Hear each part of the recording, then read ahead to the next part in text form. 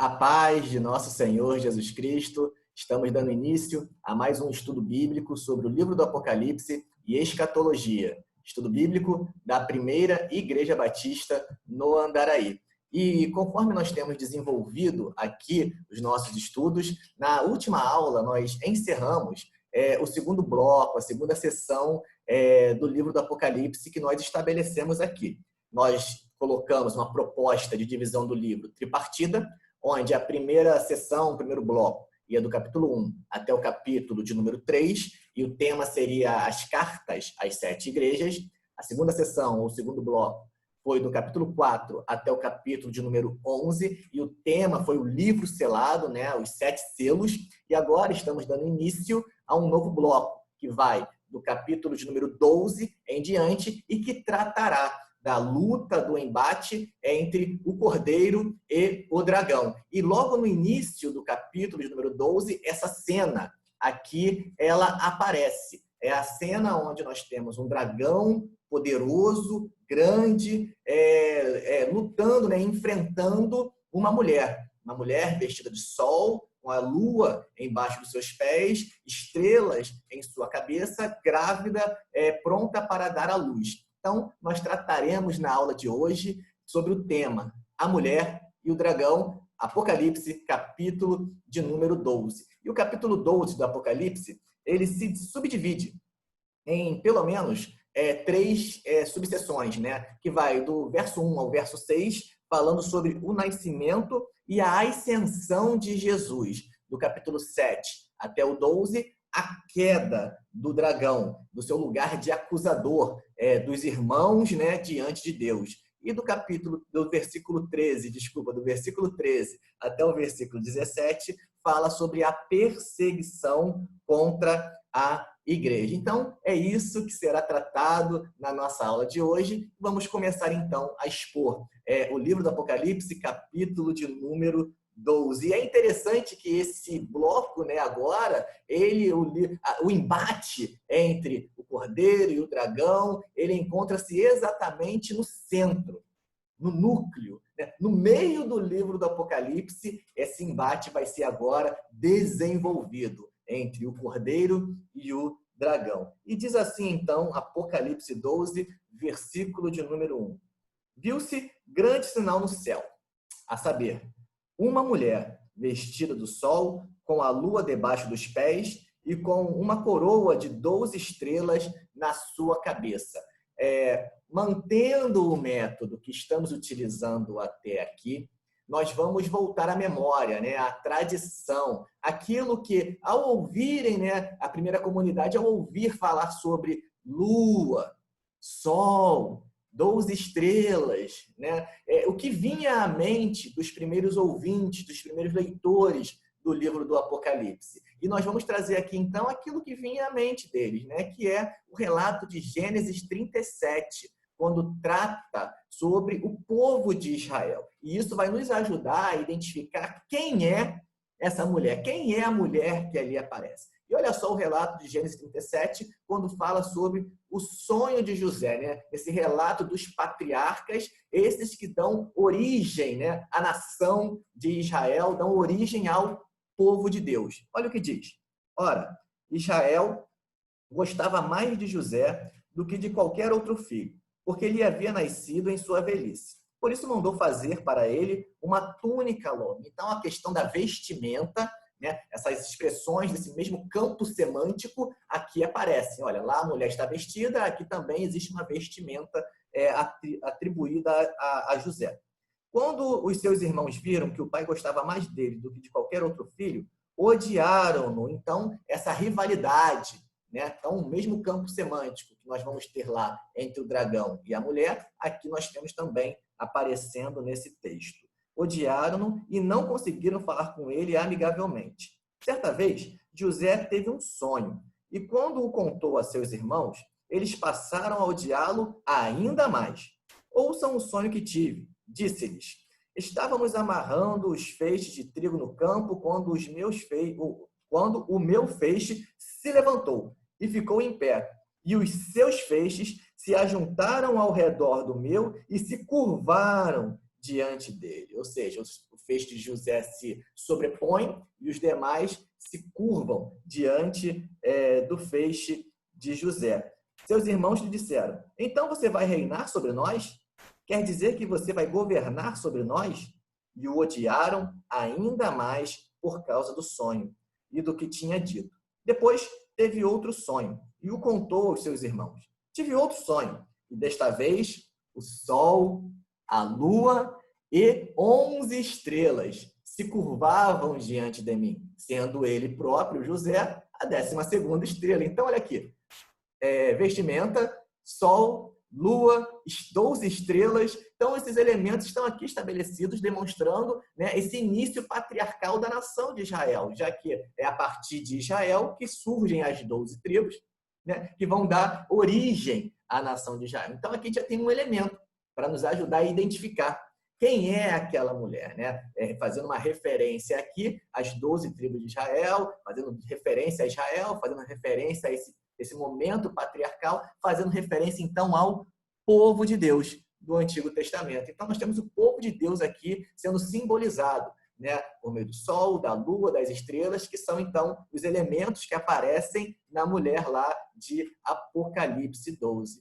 E o texto, então, continua a sua narrativa. Dando continuidade, o texto vai dizer, então, que viu esse grande sinal no céu, a mulher vestida de sol, com a lua debaixo dos pés, e uma coroa de 12 estrelas, fazendo referência ao povo de Deus no Antigo Testamento, que, achando-se grávida, grita com dores de parto, sofrendo tormentos para dar à luz. Ou seja, nós temos aqui, então, um nascimento que está para ocorrer a partir do povo de Deus, né? E aqui nós vamos ter, então, uma referência ao nascimento de Jesus Cristo, como nós vamos ver mais para frente, que o texto vai deixar claro quem é essa criança que vai nascer, né? É o nascimento de Jesus Cristo que nasce do povo de Deus. Ele nasce enquanto um judeu, ele nasce do povo de Deus. Então, e esses símbolos aqui agora, olha só, grávida, sofrimento para dar à luz, a referência aqui é Gênesis, né? Quando, então, após a queda, né, Deus diz para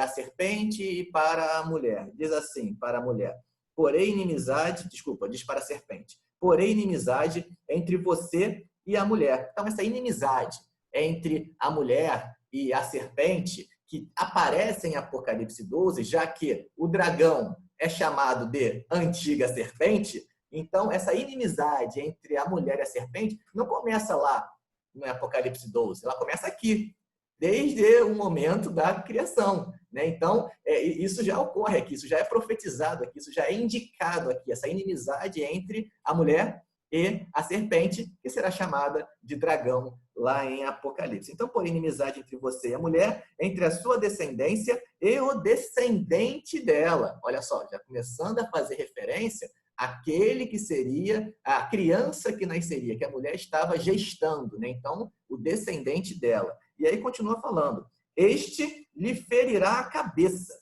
e você lhe ferirá o calcanhar. Então, aqui o embate está estabelecido entre o descendente da mulher e a serpente. Aqui já está colocado, né? E a inimizade existente entre a mulher e a serpente. Os símbolos aqui apontando para uma realidade concreta, porque nós estamos trabalhando dessa forma. Símbolo não é algo vazio de significado. Símbolo aponta para uma realidade concreta, para uma mensagem que está sendo transmitida, né? A mulher, ele declarou: multiplicarei grandemente o seu sofrimento na gravidez. Então, a mulher lá estava sofrendo para dar à luz, né? E aqui está dito também que multiplicarei seu sofrimento na gravidez e com sofrimento você dará à luz aos seus filhos. Então, nós percebemos os elementos aqui apresentados sendo atualizados na mensagem de João no livro do Apocalipse, capítulo 12. Então, nós já identificamos aqui essa mulher como sendo o povo de Deus, que está gestando, então, uma criança. E agora nós vamos começar a perceber cada vez mais elementos indicando quem é essa criança. O texto continua dizendo, a partir do verso 3 agora em Apocalipse: viu-se também outro sinal no céu, e eis um dragão. Então, primeiro apareceu a mulher, agora aparece o dragão. Grande, vermelho, com 7 cabeças, 10 chifres, e nas cabeças 7 diademas. Mais para frente ele vai explicar melhor o que são esses elementos, mas são símbolos, né, de autoridade, de poder, de força. que esse dragão ele possui. A sua cauda arrastava a terça parte das estrelas do céu, indicando, né, a queda dos anjos que ocorreram juntamente com esse dragão, que o nome dele vai ser dito mais à frente. Então, vamos segurar por enquanto. As quais lançou para a terra. E o dragão se deteve em frente da mulher que estava para dar à luz, a fim de devorar o filho quando nascesse. Então, a cena aqui é uma cena um pouco assustadora, né? A mulher está lá para dar à luz, gritando, como ocorre no momento do parto, a mulher está lá para dar à luz, e em frente à mulher está o dragão. O dragão está ali, né, esperando o filho nascer para devorar essa criança. É essa cena, né, que ele está apresentando aqui para a gente. E isso ocorreu na época do nascimento de Jesus. Olha só, mais um elemento apontando para Jesus como sendo a criança. E o texto vai dizer que quando Herodes percebeu que havia sido enganado pelos magos, ficou furioso e ordenou que matassem todos os meninos de 2 anos para baixo. Então, o dragão tentou devorar a criança, né? Por meio desse episódio que nós estamos colocando aqui de Mateus, da matança das crianças, sendo que Jesus não foi atingido. Por quê? Porque ele foi preservado, a família dele saiu para o Egito. Então, ele foi preservado, né? Ocorreu uma fuga, né? E ele foi, assim, preservado dessa ação do dragão, demonstrando o cuidado do pai para com o filho, para com o povo de Deus. Então, o texto vai dizer que matassem as crianças e tal, e em Belém e nas proximidades. Então, foi uma tentativa do dragão de devorar a criança que não foi bem sucedida pelo dragão. E o texto, então, continua falando. Nasceu-lhe, a partir do verso 5, pois um filho varão, que há de reger todas as nações com cetro de ferro. E o seu filho foi arrebatado para Deus até o seu trono. A mulher, porém, fugiu para o deserto, onde lhe havia Deus preparado lugar que nele a sustentasse durante 1260 dias. E olha só essas características da criança que nasceu, né? Ela vai reger as nações com cetro de ferro.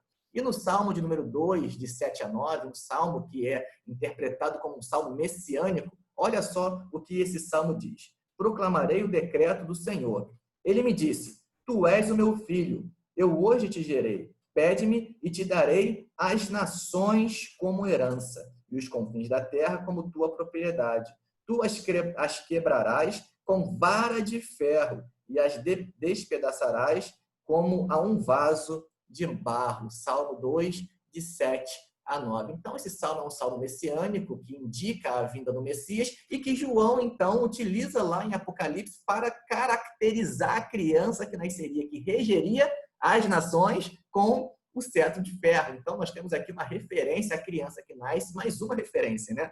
Uma referência dizendo que essa criança é a criança messiânica, que era esperada, ou seja, Jesus. E o texto também de Mateus 28, 18, vai dizer sobre Jesus falando sobre si, né? E Jesus vai dizer o seguinte, então Jesus aproximou-se deles, dos discípulos, e disse, foi-me dada toda a autoridade no céu e na terra. Então, Jesus, antes de ascender aos céus, ele disse que toda a autoridade havia sido dada a ele. Autoridade aonde? No céu e também na terra. Então, nós percebemos aqui que esse governo de Cristo, essa autoridade de Cristo sobre as nações, isso Jesus já havia apontado em Mateus 28, versículo 18. E a partir daqui, dessa autoridade que lhe é dada, ele envia os seus discípulos. Ele diz, ide, fazei discípulos de todas as nações, batizando em nome do Pai, do Filho e do Espírito Santo, ensinando-os a observar tudo que eu vos tenho ordenado, e eis que estarei convosco todos os dias, até a consumação dos séculos. E é por isso que quando nós voltamos lá atrás e percebemos, né, o Cristo, o Cordeiro, chegando nos céus e sendo entronizado nos céus, quando ele é entronizado nos céus, nós percebemos então que isso se cumpre na vida de Cristo, porque ele tem autoridade no céu e na terra. E então ele pega o livro selado, quebra os selos, ele dá início aos eventos escatológicos que vão se desenvolver nos 7 selos, e o primeiro selo a ser quebrado, lembram? É o cavaleiro que está no cavalo branco. que conforme mais à frente Apocalipse vai dizer, Apocalipse 19, esse cavaleiro é identificado como Jesus. E aqui, então, dando início aos eventos escatológicos, nós temos o quê? A presença de Cristo por meio da igreja anunciando o evangelho e de fazer discípulos. E o cavaleiro do cavalo branco, ele saiu vencedor e para vencer, porque o evangelho ele é vencedor por essência. Então, Cristo se faz presente todos os dias até a consumação dos séculos por meio da igreja proclamando, anunciando o evangelho da salvação. Então, a gente percebe aqui, olha só, as coisas se harmonizando com tranquilidade, porque Cristo tem toda a autoridade no céu e na terra. E olha só o que é dito mais à frente em Atos, capítulo 1, verso 9. Tendo dito isso, ele foi elevado às alturas, enquanto eles olhavam, e uma nuvem encobriu-os da vista dele. Então, nós percebemos aqui a ascensão de Jesus, o que é narrado lá em Apocalipse 12, que o Filho foi arrebatado para Deus. Então, tratando da ascensão de Jesus, uma referência à ascensão de Jesus, que nós já conversamos aqui, já falamos aqui. E em Apocalipse 5, 6, que eu já citei, né, e que nós já estudamos sobre esse texto, vai dizer que João viu um cordeiro que parecia estar morto de pé, fazendo referência ao sacrifício de Cristo, à morte de Cristo e à sua ressurreição. E ele estava onde? O cordeiro estava no centro do trono, porque o cordeiro reina. Ele tem autoridade, ele tem todo o poder. Ele estava no centro do trono e sendo adorado por todos aqueles que faziam parte daquele momento celestial, né? Então percebam, Cristo reina, ele está no trono, ele é Senhor. Toda autoridade no céu e na terra envia a sua mensagem por meio do evangelho proclamado pela igreja e se faz presente todos os dias até a consumação dos séculos. Então, aquele verso ali de Apocalipse 12, que trata desse momento do arrebatamento, ele diz respeito a esses versos que nós acabamos de ler. E dando continuidade, vai dizer a partir do verso 7 o seguinte, em Apocalipse 12. Houve peleja no céu. Então, houve uma guerra no céu. Miguel e os seus anjos pelejaram contra o dragão, né? Porque Cristo está vitorioso, ele venceu na cruz, ele é vitorioso, ele sobe aos céus, ele é entronizado. Então ocorre agora um evento que vai ser narrado aqui quando Cristo ascende até os céus. Miguel, então, ele peleja contra o dragão, também pelejaram contra o dragão, pelejaram o dragão e seus anjos, todavia o dragão e seus anjos não prevaleceram, nem mais se achou no céu o lugar deles. Ele foi expulso. Então, Cristo ascende os céus, é entronizado, e o dragão ele é expulso. Foi expulso o grande dragão, que é a antiga serpente. Olha só, que nós falamos lá de Gênesis. A antiga serpente, que se chama Diabo e Satanás. Então, não há dúvida aqui sobre quem é o dragão. O dragão, o próprio texto diz, é diabo, é o Satanás, né? O sedutor de todo mundo. Sim, foi atirado para a terra, e com ele os seus anjos. Então, ouvi grande voz no céu proclamando, agora veio a salvação, o poder, o reino do nosso Deus e a autoridade do seu Cristo. Então, o reino de Deus, ele já veio. Quando? Quando Cristo veio à terra, venceu a morte, se sacrificou naquela cruz, ressuscitou, ascendeu os céus, está entronizado com todo o poder, com toda a autoridade. O reino de Deus já está presente entre nós, o reino do nosso Deus e a autoridade do seu Cristo. Então, é isso que o texto está dizendo aqui para a gente, né? Pois foi expulso o acusador de nossos irmãos, o mesmo que os acusa de dia e de noite diante de nosso Deus. Então, a queda do dragão aqui não é aquela queda lá do Antigo Testamento, não. É uma queda agora do seu lugar de acusador diante de Deus. Esse lugar de acusador diante de Deus, o dragão perdeu. Ele perdeu. Quando Cristo, ele se entrega na cruz, ressuscita ao terceiro dia, ascende aos céus, é entronizado, pega o livro selado e dá início aos eventos escatológicos. O dragão perdeu esse lugar de acusador. Ele é lançado na terra. É isso que o texto está nos dizendo aqui. Eles, pois, o venceram por causa do sangue do Cordeiro e por causa da palavra do testemunho que deram. E mesmo em face da morte, não amaram a própria vida. Por isso, festejai, ó céus, e vós que neles habitais. Ai da terra e do mar, pois o diabo desceu até vós, cheio de grande cólera, sabendo porque pouco tempo lhe resta. Então, a cena que é descrita aqui é essa. Cristo ascende, é entronizado, a peleja no céu, o dragão é lançado à terra com os seus anjos caídos, e ele, então, a partir de agora, ele está irado, ele está com grande cólera. Por quê? Porque ele sabe que falta-lhe pouco tempo. E o que o dragão vai fazer, então? Já que ele está irado, com cólera, sabendo que lhe falta pouco tempo. É o que nós vamos ver mais à frente. Mas antes de falarmos sobre a continuação, olha só que questões interessantes nós temos aqui. Porque você pode também... Então, quer dizer que Satanás tinha acesso à presença de Deus? É o que a Bíblia apresenta em alguns textos, como, por exemplo, um clássico é o texto de Jó, né? Quando vai dizer em Jó, capítulo 2, verso 1, né? Vai dizer, num outro dia, os anjos vieram apresentar-se ao Senhor e Satanás também veio com eles apresentar-se. Então, nós estamos, né, num período pós, né, a queda de Satanás lá no Antigo Testamento, nós estamos no momento posterior, e nós ainda assim percebemos Satanás tendo esse acesso para acusar. E esse papel de acusador é que ele vai perder e vai cair, como nós lemos lá no livro do Apocalipse, capítulo 12. Né? Então, nós percebemos esse elemento aqui sendo apresentado. Uma outra questão de um texto que nós já lemos aqui também, sobre a importância do testemunho de irem de 2 em 2, é quando Jesus envia os seus discípulos de 2 em 2. Eles vão, então, enquanto testemunhas da palavra de Deus, proclamando a mensagem, e vai dizer o seguinte: os 72 voltaram alegres e disseram, Senhor, até os demônios se submetem a nós em teu nome. E Jesus respondeu, né? Ele respondeu, eu vi Satanás caindo do céu como um relâmpago. Então, ele continua dizendo que deu autoridade aos seus discípulos. Então, nós percebemos aqui que, conforme a mensagem do Evangelho estava sendo proclamada por meio desses 72, que foram de 2 em 2, como testemunhas, anunciando a mensagem do Evangelho, o Cristo diz que vê Satanás caindo. Né? Ele vê ele caindo num processo, né, de queda. Por quê? Porque avança a palavra, avança a mensagem do Evangelho. E o plano salvífico de Deus vem se cumprindo.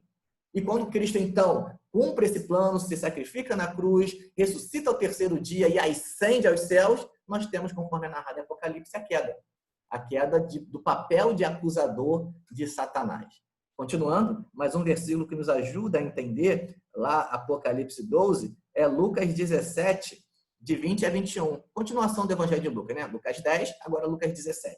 E olha só o que diz. Certa vez, tendo sido interrogado pelos fariseus sobre quando viria o reino de Deus, olha só, Jesus respondeu, o reino de Deus não vem de modo visível, foi o que Jesus disse.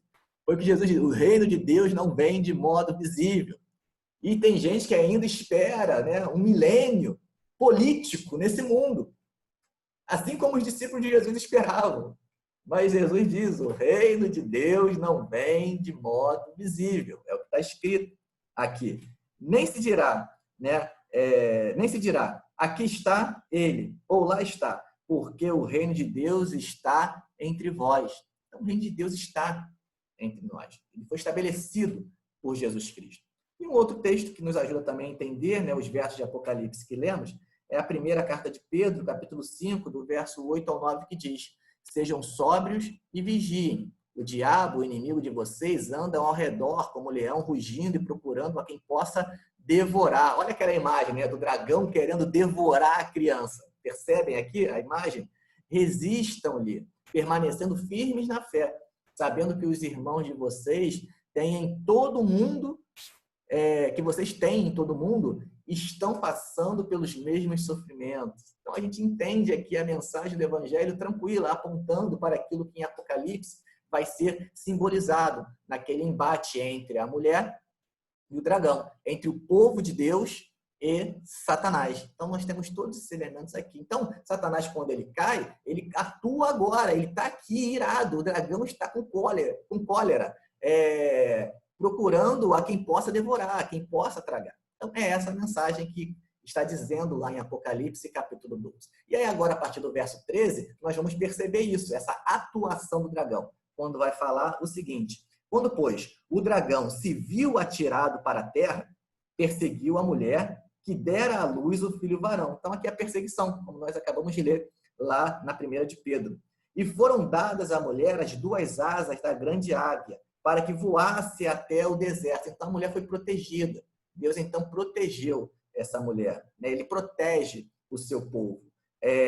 Ao seu lugar, aí onde é sustentada durante um tempo, tempos e metade de um tempo, fora da vista da serpente. Então, Deus cuidando, Deus protegendo o seu povo. Então, a serpente arrojou da sua boca atrás da mulher água como um rio, a fim de fazer com que ela fosse arrebatada pelo rio. Ou seja, o dragão está de qualquer jeito querendo atingir o povo de Deus.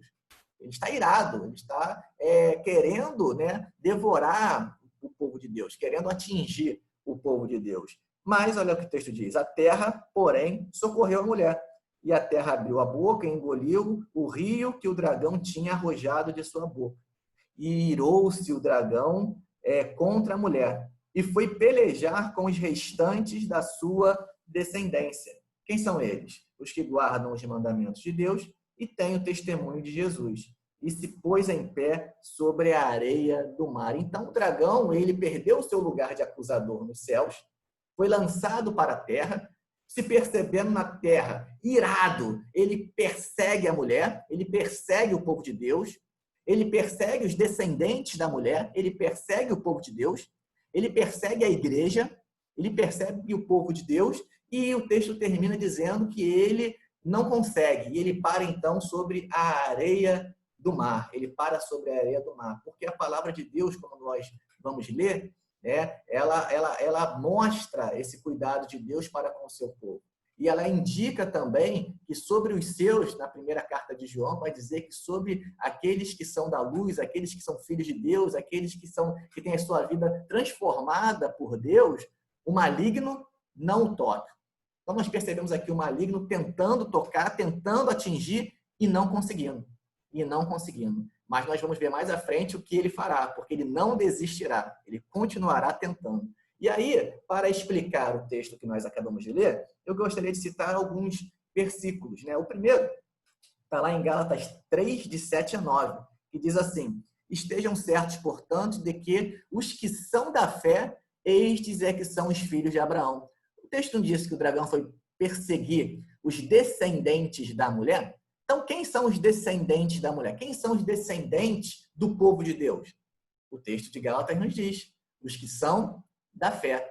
Assim como o Apocalipse diz, né? Os que guardam o testemunho de Cristo, né? Os que são da fé, estes é que são os filhos de Abraão. Não são genéticos mais a partir de agora, não é questão genética, é questão da fé. A fé em nosso Senhor e Salvador Jesus Cristo. E o texto continua dizendo: prevendo a Escritura que Deus justificaria pela fé os gentios, anunciou primeiro as boas novas a Abraão. Por meio de você, todas as nações serão abençoadas. Não há mais essa divisão entre um povo e outro povo, não. Existe só o povo de Deus, do Antigo Testamento e do Novo Testamento, porque é um povo só. É um povo só, é um povo que é o povo de Deus. O projeto de Deus para as nações não começou a partir do Novo Testamento. O projeto de Deus para as nações começou desde a eternidade. E é anunciado aqui, olha só, no Antigo Testamento. No Antigo Testamento é dito que em Abraão seriam benditas todas as nações da terra. Então não é uma novidade, é algo que sempre esteve no coração de Deus. Um único povo, né? E aqui nós percebemos isso. E esse povo de Deus é aqueles que são filhos de Abraão pela fé, né? E aí o texto continua dizendo: assim os que são da fé são abençoados juntamente com Abraão, homem de fé. E em Romanos 4:11 diz: assim ele recebeu a circuncisão como sinal, falando de Abraão, né? Como selo da justiça que ele tinha pela fé, quando ainda não fora circuncidado. Portanto, ou seja, ele primeiro creu e depois recebeu o selo. Então a fé antecede. A fé antecede a prática, né? Então, portanto, é o que Paulo conclui, portanto, ele é o pai de todos os que creem, sem terem sido circuncidados, a fim de que a justiça fosse creditada também a eles. Então, os descendentes da mulher, o povo de Deus, ele é formado por aqueles que creem, ou seja, é a igreja de nosso Senhor e Salvador Jesus Cristo, a igreja. Então, esse texto explica por que o dragão persegue a igreja. Por que tem perseguição ao povo de Deus? Né? É a pergunta dos cristãos do primeiro século. Por que o povo de Deus, por que a igreja ela é perseguida? Essa era a pergunta. O texto explica por que a igreja é perseguida. Porque com a obra salvífica de Cristo, e sua ascensão aos céus, e a sua entronização e o estabelecimento do reino de Deus, o dragão perdeu seu lugar de acusador.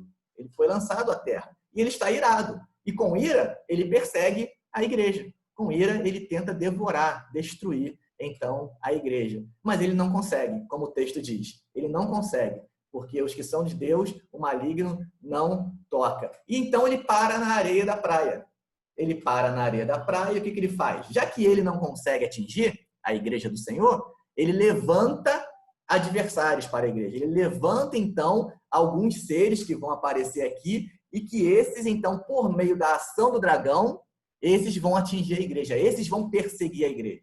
Então surge uma besta do mar e uma besta da terra. Besta da terra é essa, que vai ser dita mais à frente quem é, que é o falso profeta. E o falso profeta, ele leva, como está nessa imagem aí, as pessoas a adorarem a imagem da besta que surgiu do mar. Ele faz proezas e as pessoas são enganadas e seguem a ele, recebendo a marca do nome, né, do número do nome da besta. E sobre esse assunto, nós falaremos na aula da semana que vem, sobre esses inimigos da igreja, esses associados, digamos assim, com o dragão, que irão perseguir a igreja do Senhor. Nós temos aqui uma espécie de paródia, né? Uma espécie de tríade satânica, o dragão, a besta do mar, a besta da terra, e esses, então, indo contra a igreja, contra o povo de Deus. E essa vai ser, então, a nossa aula da semana que vem. E que cada um de nós, meus irmãos, possa ter a convicção, possa ter a certeza de que, se estamos em Cristo Jesus, o maligno, ele não nos toca. Nós fazemos parte do reino de Deus. A autoridade de Cristo, essa autoridade que ele recebeu, o coroou como Senhor nos céus e na terra. E ele nos deu um privilégio, que é uma ordem, para irmos e fazermos discípulos. Que possamos, então, anunciar a mensagem do Evangelho, avançar, porque diante da igreja do Senhor, as portas do inferno, elas não prevalecem. A igreja avança, a igreja proclama, a igreja anuncia a mensagem do Evangelho. Em que pese, existam também perseguições, existam tribulações. Por quê? Porque o dragão, ele foi lançado à terra e com grande ira, ele então tenta devorar aquelas pessoas que aqui se encontram, por meio da besta que surge do mar, por meio da besta que surge da terra. Aula que falaremos então na semana que vem. E que Deus a todos abençoe.